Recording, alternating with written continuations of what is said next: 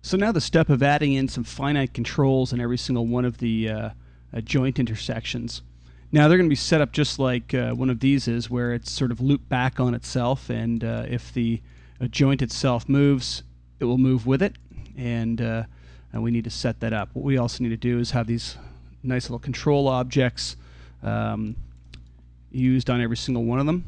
And now we could, of course, write a script that would build this like I initially have. But if you've gone and built custom ones and you don't want to actually go and figure out how to build spline controls, what I'm just going to do is make a copy of one of these spline controls. Actually, I'll make a new one because those ones are all wired up already and have all kinds of controllers on them. So how about I just go and make up a new one, circle arrow control. And it's going to turn off that display render mesh on there again. And let's just get it up to where we need the first one. What I'm going to do is I'm just going to use this as a default one to work from. So I'm just going to scale this down to a size that I like for the overall controls.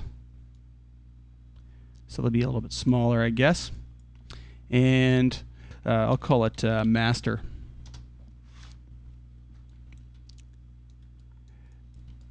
Now that it's we've got that, we're just going to keep reusing that basically in the code. We're just going to keep copying this object. So don't delete this until we've finished doing it, and then you can get rid of it out of the scene. Again, this is a shortcut to getting things done, and shortcuts are always good instead of having to write the whole script to create this. Again, if you wanted to eventually set it up so that you could easily do this over and over again, I'd write this into the script. And the code actually for building these is downloadable from my site again, from my control object scripts. So you can easily regenerate those as much as you want. I'm just going to write this into a new script at this point. I could put it in my miscellaneous ones, but it might be easier to sort of see and use from this perspective. We're going to have to do a few things the way it's set up. First, I want to be able to run it off the currently selected point helpers that I want to run it from. So what I'm going to do is I'm going to be able to go around and pick a point helper and then have it set it up to that one. So we're going to write this as a function. So it's a little reusable piece of code. And I'll just call this, say, find control. And when we run the function, we're going to pass it which point helper we want to actually use, which sort of parent node we're going to drive with it. So I'll call this call it bn for bone because we're driving this bone right here. Equals open close parentheses around it.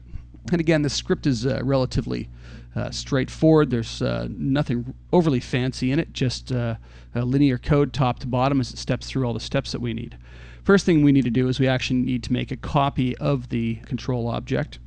And we'll call this, give it a variable, call it con, and we just need to say copy $master. This will actually make a copy of this object. Next thing is let's actually set up a wire color for this control. So we get all the same wire color for them to start with. Maybe we'll pick a color of green or something. So con dot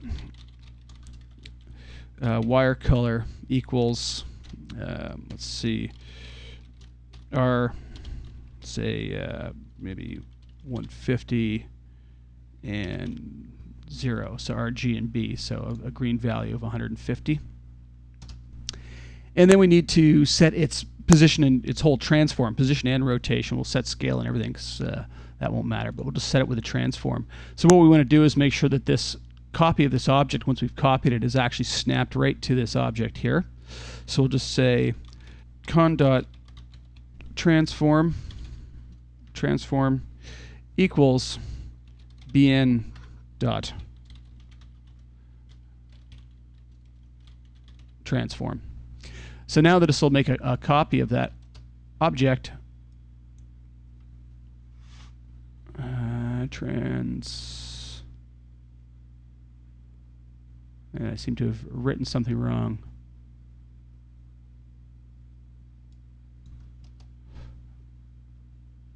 And just checking to see what it is. That all seems to work. Oh, and of course bn.transform is not going to return me anything, so it sent it offline. I'm just going to do, while we test this, of course, I'm just going to do $sign in here for the selected item. So there it is now lined up to it. So I'm going to replace that with bn once we get into this code, and we can check it out.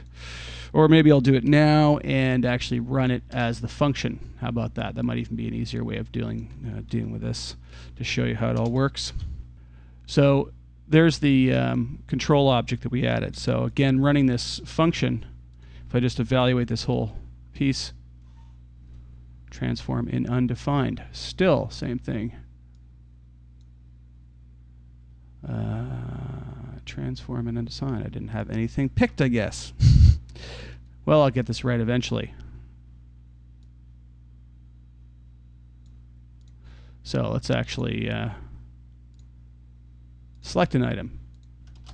There we go. Okay. So now we've got it running. So there's the control again. Now the next thing we want to be able to do is we need to be able to parent this up to a point helper that's aligned to it so that we have a 0 in it. We then need to move both of those out so that they're out a little bit from the mesh and stand out from it a bit. And we need to start connecting it all together. So the next step will be to create a point helper, and we'll call this PT for now. And probably we'll set a size on it right away as soon as we make it. And it needs to be quite small. Based on this one is 0.5, so let's make the size of this one maybe like a 0.2 for that control, small one. We'll see how that looks. Change it as we go if we need to. And again, let's set a wire color on this so that we have a specific color on these point helpers so that differentiate them from the others, let's say, so we can see it easier over the overall rig. And we'll make this one, I think we don't have any blue point helpers at this point, so wire color, and again RG, and we'll say B, I guess 200 or something. We'll see how that ends up looking. And then again, we want to set the point helper's transform, and the point helper's transform is going to be the same as the controls or this initial bone again. So we can set it a couple different ways. In dot transform equals con dot transform, and so that'll actually create a point helper, align it up to the control object, so it's sitting with the control object. And then let's actually parent the control to the point helper. So con dot parent equals PT. So it's actually parented right to it. And that's a pretty straightforward way of just connecting it all up. So with this selected, then I should be able to run our script again. And I've actually got, if I go up one with my page up, you'll see that I've got a point helper in there now that it's actually has the control object parented to it.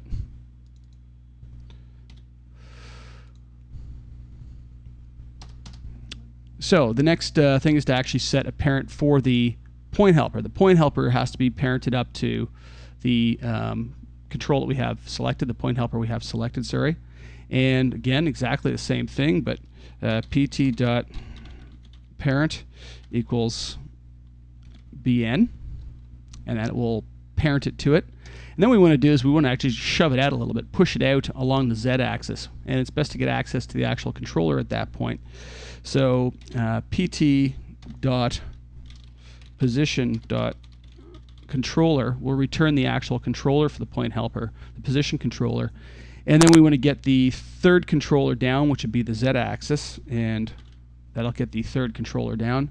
And then we want to set a value on it, so .value equals, and again, I think we can just shove it out. I'm going to take a wild guess, maybe say a value of 0.5, and that should work pretty good. So if we run that, transform in undefined again, I didn't have it selected, so there we go. It shoves it out.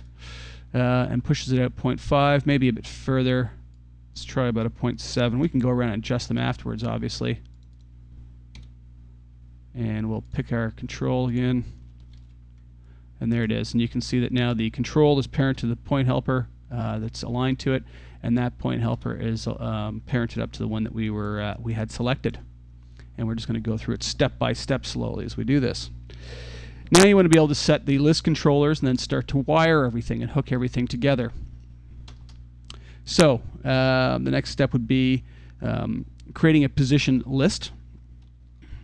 We'll call this just pos list, and then we'll create a position list. And again, in the help files, that'll tell you that that's a position list controller, and it'll return if I evaluate it with a shift enter on that line. It'll tell you that that is indeed a position list controller.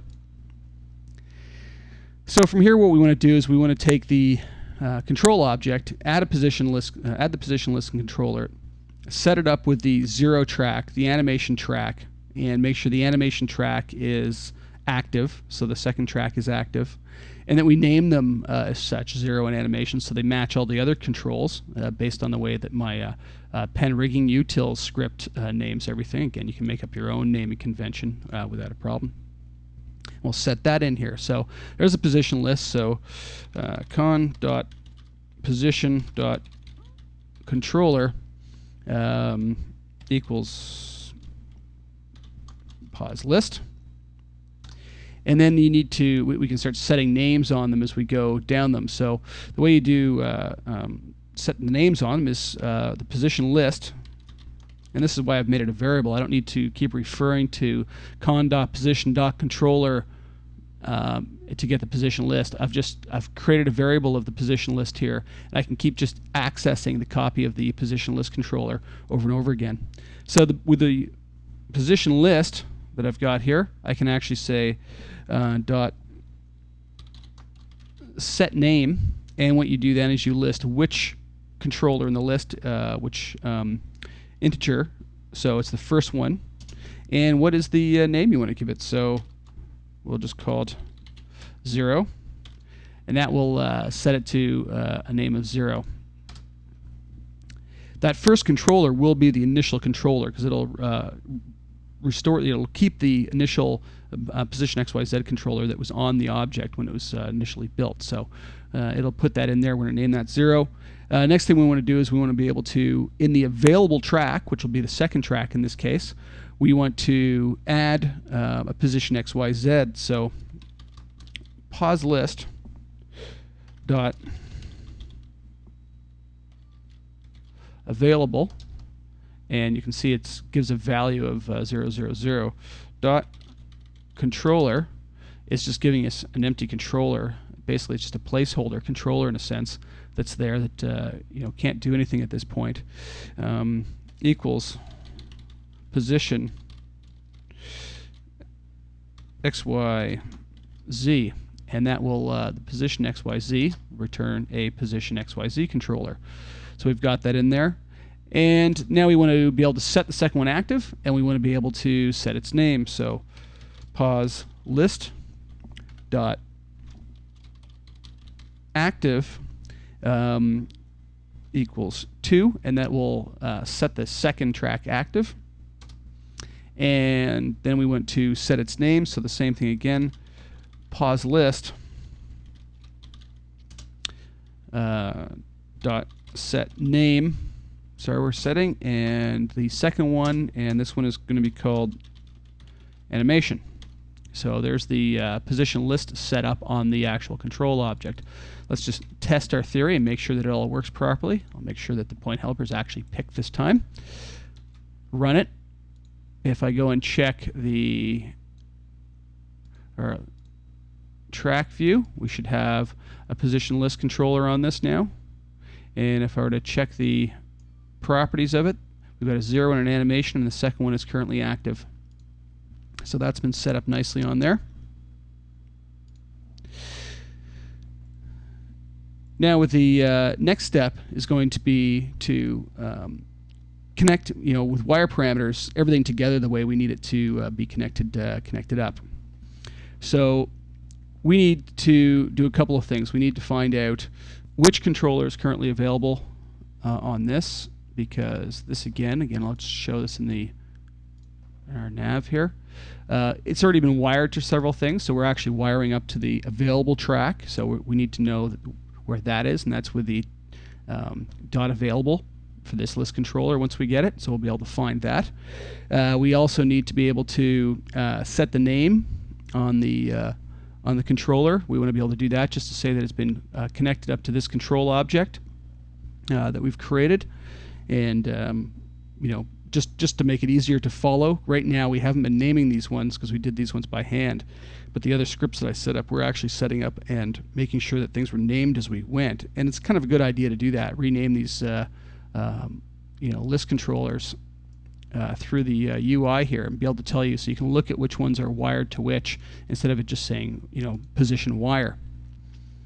So we're going to need to know the number of the controller that's going to be available to us. So what we should do when we go to set the name, after we've wired it, we need to actually find out which is the actual available track and which number is it in it, because when we do the set name, we need to list which one it is. So we need to find out which one that is. I'm just going to say variable numCon, call it, and bn dot controller dot count, and that will return the number of controllers currently in that list. Well, it'll be the number of controllers plus 1 is what we'll be really looking for to know which one we actually have to set the name on. So that'll be fine. Now the next thing we want to do is we want to be able to start wiring up the control objects and this point helper that we currently have selected. So the first thing is we're going to connect the position of the point helper back to the control, and of course that'll generate the problem that the control object will move twice as fast when we try and move this. If you remember, we kind of end up with a circular dependency because we're actually parented to it. And then we're going to wire the control object back to itself. So the next step then is to go param wire dot connect, and that is the command for setting up the param wire. And then we need to basically say which is going to be the master. So this is going to be the driving one. So we need to list the actual track of animation that will be driving the wire parameter. So con dot pause dot controller, and the way again wire parameters work is by name. So we've set this track's animation, and this is the one we're looking at right now, the one we set up on here, the animation track. We set it to a name of animation, so it is $ animation, and that will find that track for us. The next thing you want to list is the actual thing that is being controlled. So that is bn for our, to control our bone end of things. Dot position dot controller, and it is the available track that we want to get a hold of. So it's this available track here. So dot controller dot available, and oops, sorry, not dot available. We have to list the name of it. So it's actually $ available. And so that will return the name of that track, which is available. And now what you need to do is you actually have to list also the expression again, and the expression is just animation, because the expression is first the input of the actual name of the track that you're going to drive the wire parameter with. So in this case it just says animation. If we wanted to put ×2, we'd write that inside the quotes as well. So that'll add it to that. Next thing is let's actually set the name of this so we know what it is. bn.pause.controller, oops, controller dot set name, and now we need to list the number of the controller that we're going for. So that is numCon plus 1, because we only had as many as we started with. So we had 1, 2, 3 would have been the numCon value, plus 1, which would have been the available track. So we'll just do plus 1. And then, of course, we want to list which name it's going to be. And what we can do is we can set it up to the name of the thing that's driving it, so this controller. So we'll just say con.name. So it'll actually list the name of this object. Now, it might be best if we went around and set the names of these beforehand or had some sort of input so we had the logical names around them. It might be a better solution. Get a little bit more complex, and I'm going to try and keep this as straightforward and simple as possible. But it would be best if they were named somehow correctly. We could also write a script that went around and found the wire parameters and find out what they are wired to and rename all of the list controller names in that fashion so that it was actually corrected them all after the fact, which might be a good way to go is writing a script something like that later to clean up your rig after you've changed the names on things. That would also be good for when you do reuse of a rig and you have to rename all the objects in it with some prefix of a new character. You can go back and update all of the names of things that have been wired so you know where they're wired to again. So this should get to the point of being able to set it up so we end up with the effect of having the this being driven, but the control object moving twice as fast. So let's run it and see if we get any errors. And we get a bunch of errors right now, it seems. So we didn't get what we expected. And we have to go through and be able to find those errors and see what actually happens. So unknown property count in controller position rotation scale. So I got to figure out where that's wrong. And you know what? I think it's right there. We're looking for bn.controller is the position rotation scale. We're looking for the actual position controller. So this object's dot position controller dot count. So I missed one little tiny word there, and it basically made the script fail. So let's try that again. And we seem to get an OK on that one, I believe. And yeah, so there it is there. It should be connected up. It now moves that point helper. But as you can tell, it moves twice as fast as that point helper. So now we need to wire this object back to itself. So that's relatively straightforward. It's param wire.connect. And we have to list what's going to be connected to what. And the easy way of doing that is we're actually connecting an available track of the position list controller that we put on the control object back to the second controller, back to this one here. So it's actually just pause list animation will be the one driving it, and the one that will be driven will be pause list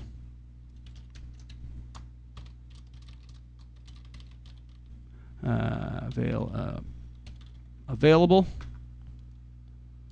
And of course then the expression that we need to use is going to be animation, and it doesn't actually need to be capitalized when I do it, multiplied by -1 so that it inverts it completely, so it goes in the opposite direction, and we actually have it run the other way around. So now if we test this, set us up a control, and it works just as we'd expect. We actually even have the ability to be able to move this one and have that new control move with it. And it moves the control, so everything's set up exactly the way we want. Now what we can do is we can actually just set up a quick for loop and be able to go in and throw these on as many as we want all at once. So what we can do is we can say for x in selection do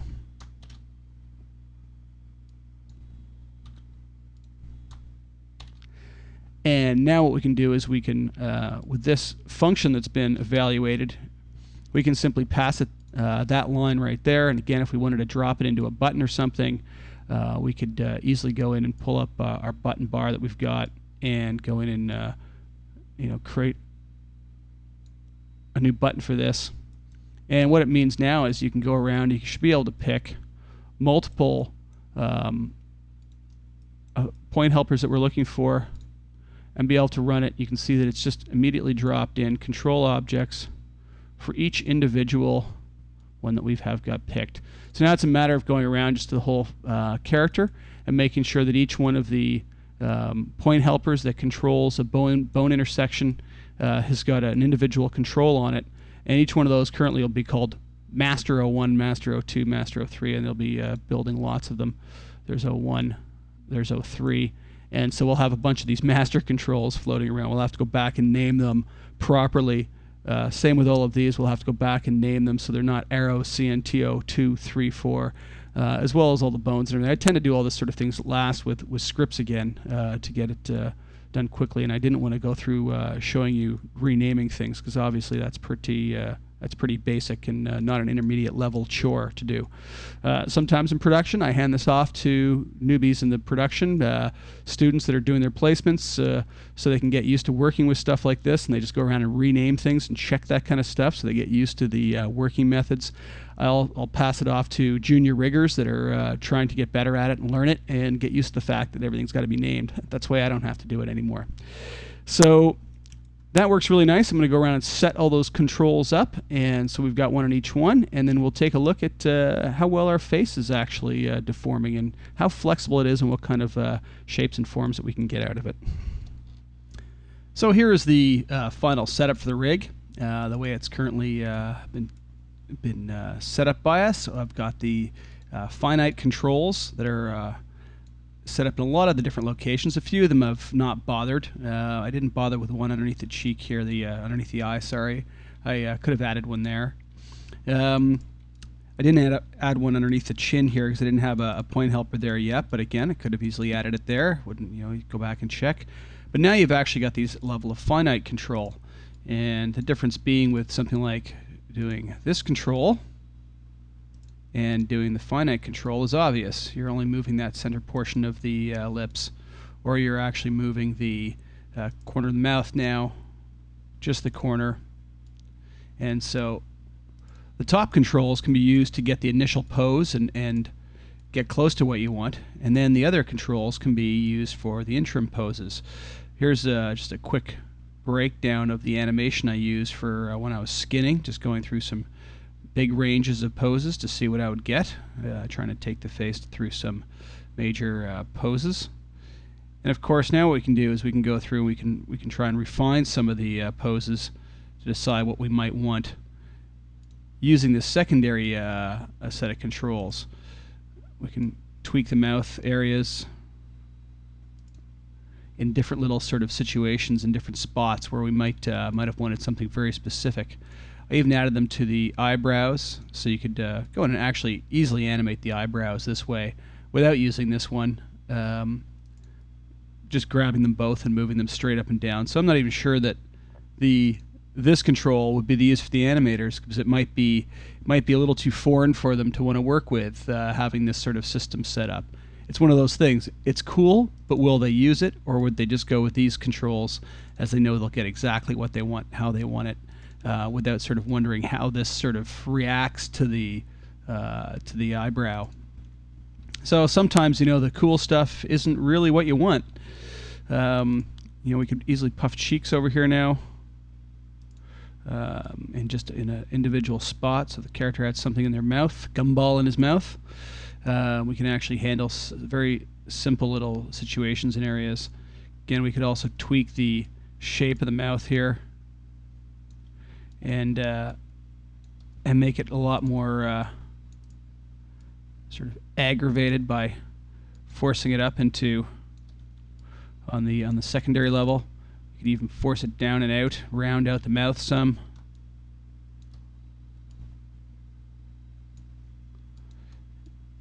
And so again, the animators can really get a feel for what works for them by using all the different controls. Now what I'm going to do too to finish this off, one of the hassles with this sort of system is that of course you've got a lot of controls, a lot of tracks to deal with, and trying to get back to poses becomes a hassle. So again, I'm going to take all of the controls that exist, probably on two different layers, the top layer and then the finite layer, and I want to put them into and connect them up to the pen attribute holder so that I can store poses on the face at any point in time. So you can easily go through, build a pose library, and be able to save it out to file, load it onto other files, things of that nature. So you can reuse the poses for the character really easily, and that would certainly speed up workflow a lot with this sort of rig, and not have to worry about how to get back to a simple pose that you reuse all the time, maybe a phonem or something that you're using constantly.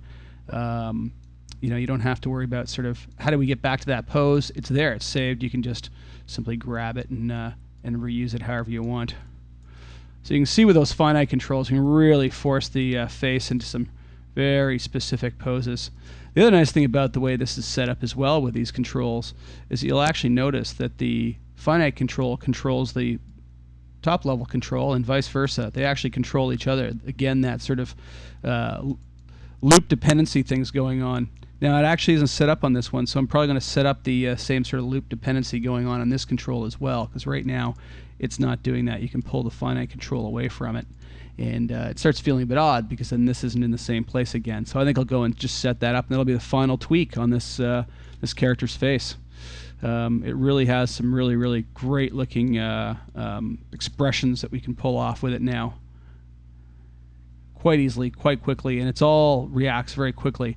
The only reason it might appear slow on the captures is just because the capture's moving, but when I'm just working on the head, it's extremely fast. And what's nice is it's entirely set up so that we could repurpose it into a new character relatively easily just by grabbing all of the point helpers that are parented directly into the system here, and just rejig them, remove them around, and reparent them into a new rig. So you could reuse this whole facial setup quite quickly for setup, probably faster than you could making all the targets for other faces, I would think, and resetting up another face with morph targets.